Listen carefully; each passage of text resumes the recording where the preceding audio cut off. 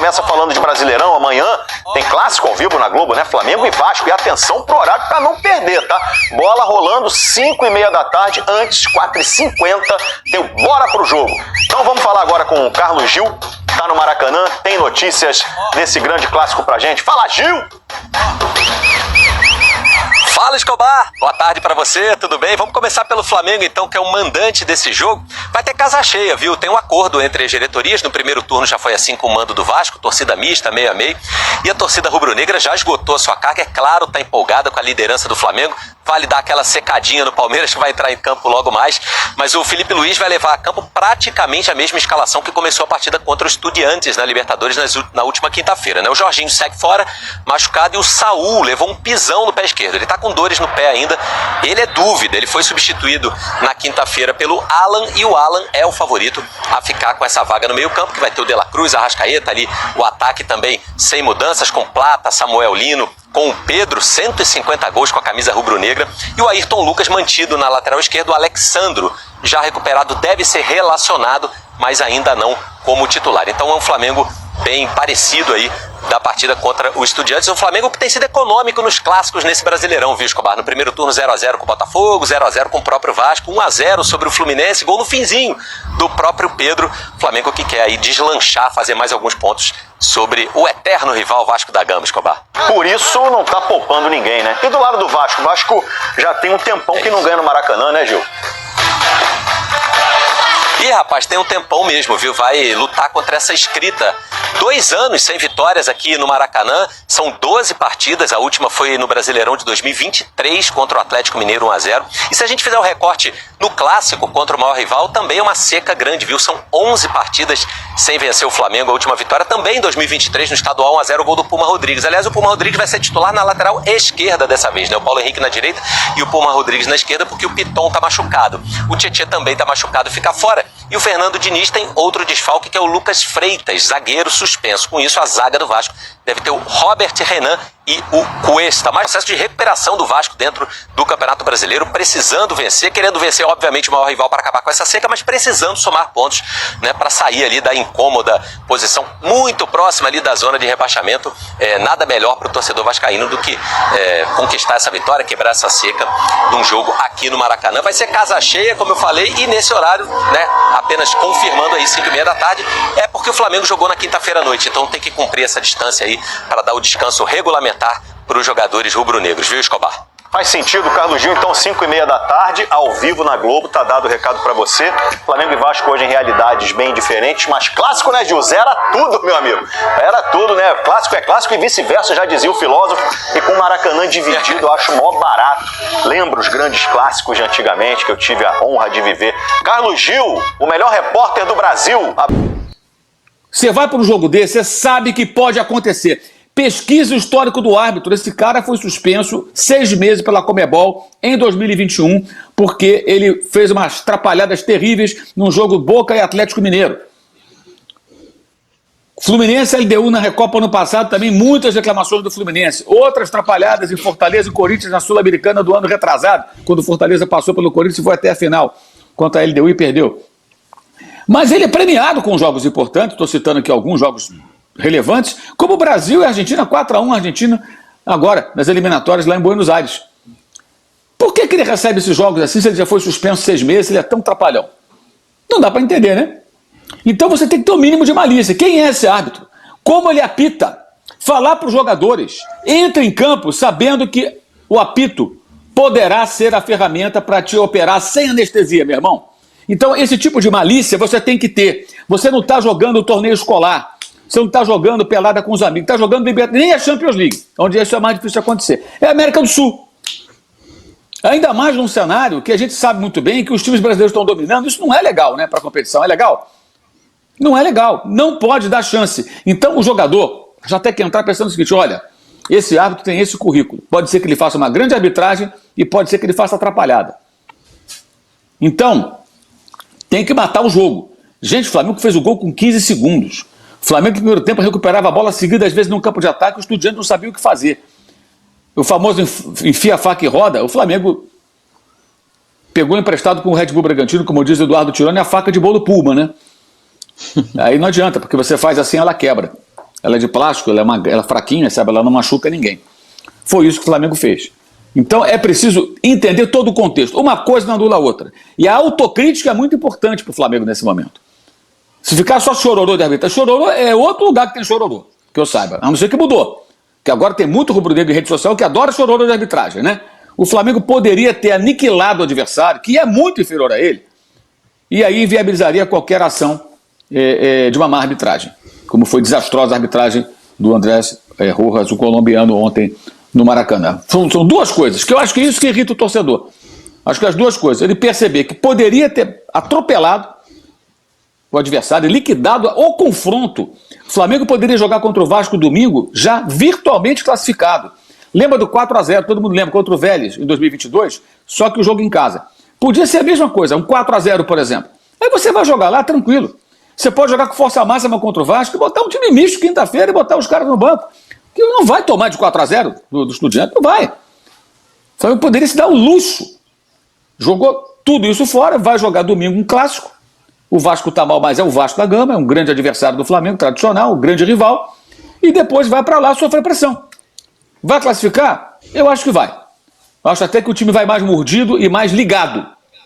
Eu acho que o Flamengo se classifica. Eu estou falando desde o começo. Se jogar direitinho, sério, sem mamãezada, não tem para os 3 argentinos. O Flamengo vai para a final. Mas ontem o Flamengo não jogou tão sério. E aquele passe de letra do senhor Pedro para o Samuel Lino no segundo tempo, para que serve aquilo? Você, para esculachar um adversário, o jogo tem que estar resolvido e você tem que ter uma motivação. Tá 4-0, tem um cara te dando porrada, um cara botando o dedo na tua cara, e você dá uma sacaneada. Faz uma jogada de efeito para falar, ô Mané, tá 4-0 aqui, vou dar de letra, trouxa. Tudo bem, faz parte da provocação do jogo. Mas tá 2-0, gente. O jogo tava limpo até ali. Aí o seu Pedro dando... Por que ele pega a bola no meio campo e dá um passe de letra? Qual o intuito disso? Despertar o ímpeto do adversário? Para que aquilo? O que significou aquilo? Mas é um lance do meio campo, Mauro. É um lance simbólico, cara. É isso que não deveria acontecer. Também, você chama o adversário o seguinte, pô, o que o cara pensa? Esses caras querem sacanear a gente. Tá 2-0 e estão achando que já estão classificados. Dentro do campo, como é que o jogador reage? E o Estudiantes, o Eduardo Domingues, mexeu no time, conseguiu controlar o meio campo, foi tomando conta, com um homem a mais, depois da expulsão absurda do Plata. Aí tem o Felipe Luiz, as escolhas dele, a gente vai falar durante a live, que eu achei também muito, muito questionáveis no mínimo, e resultou, deu no que deu. Então a sensação no final, gente, foi impressionante.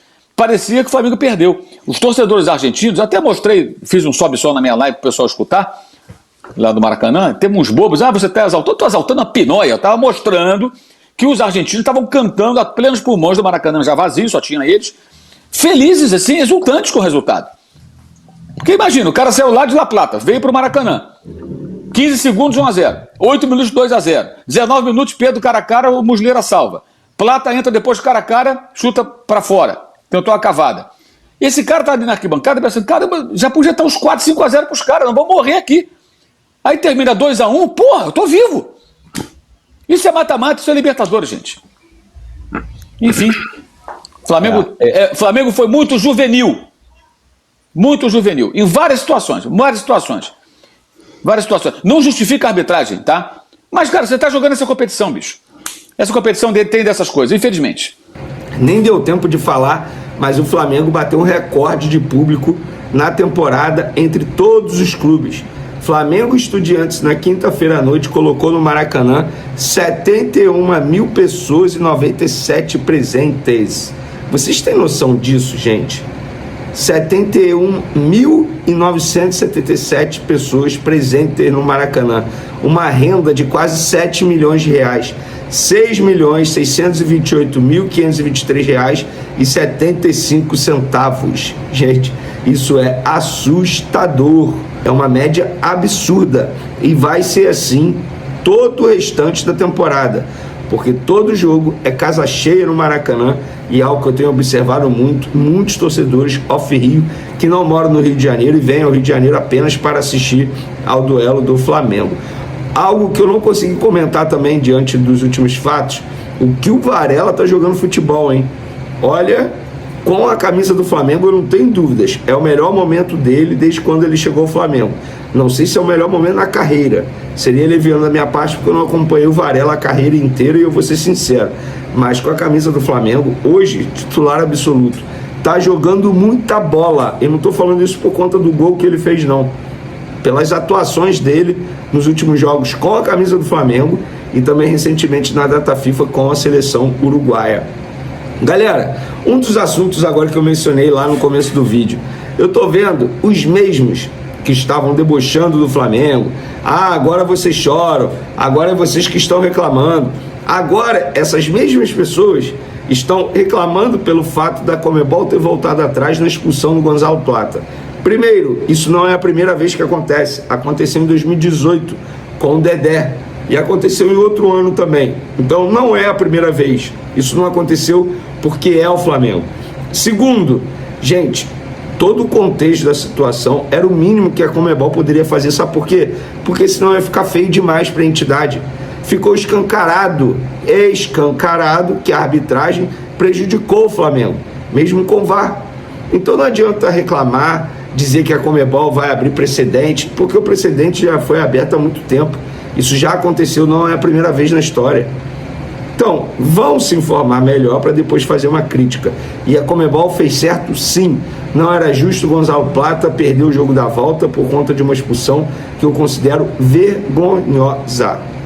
Inclusive, internamente, os jogadores compraram a ideia de que na próxima quinta-feira, no jogo lá na Argentina, é guerra.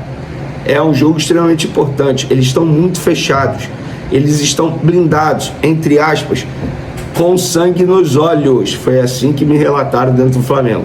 Os jogadores estão com sangue nos olhos para poder fazer uma baita partida e vencer Estudiantes, independentemente da atuação da arbitragem, que a gente sabe que tem que ter a preocupação, sim. Se fizeram isso dentro do Maracanã, na casa do Flamengo, imagina lá, na casa deles, do Estudiantes. Vocês acham que a Conmebol quer uma final com clubes brasileiros novamente? Fica aí a pergunta. Não deixe de hypar o vídeo, porque isso é importante, tá, galera? Segundo informações do jornalista Miguel Júnior, o Flamengo já trabalha nos bastidores para tentar uma contratação histórica em 2026. Antoine Griezmann, o craque francês, campeão do mundo em 2018 e ídolo do Atlético de Madrid, surge como o grande sonho da diretoria rubro-negra para reforçar o elenco comandado por Felipe Luiz. O interesse não é por acaso. Felipe e Griezmann construíram uma amizade sólida durante os anos em que atuaram juntos no Atlético de Madrid, e o técnico já teria entrado em contato diretamente com o atacante para apresentar o projeto ambicioso do Flamengo. A ideia é mostrar que o clube não busca apenas títulos nacionais, mas também protagonismo internacional, com o objetivo de dominar a América e brigar de igual para igual em competições como o Mundial de Clubes.